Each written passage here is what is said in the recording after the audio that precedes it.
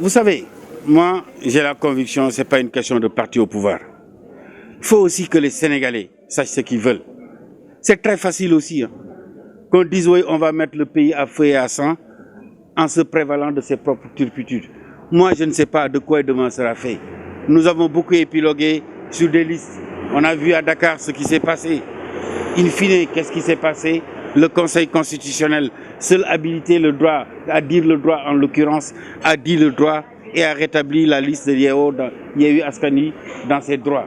Aujourd'hui, que des recours sont intentés, je trouve qu'il n'est même pas responsable que des recours soient...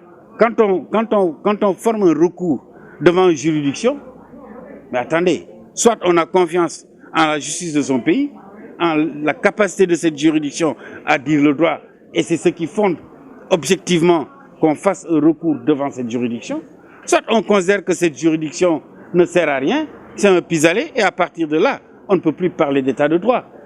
Chacun fera ce qu'il veut dans ce pays. C'est très facile aussi de dire aux enfants d'autrui, sortez, allez démolir. J'ai dit, les 14 garçons qui sont morts au cours des événements de mars 2020, c'est leurs parents qui les ont perdus. Ceux-là qui les ont mis dans la rue ont leurs enfants à côté d'eux. Il faut que dans ce pays, les hommes politiques arrêtent de prendre le pays en otage. Ce Sénégal-là a été bâti par nos prédécesseurs. Des prédécesseurs se sont battus. Ils ont versé du sang pour que ce Sénégal soit indépendant. Des gens se sont battus pour que le Sénégal se développe. Ils se sont battus pour que ceux-là qui aujourd'hui font partie de l'élite politique puissent fréquenter l'école publique, obtenir des diplômes. C'était un combat de tous les jours, porté par nos devanciers. Je dis, nous devons faire la même chose pour ceux qui viendront après nous.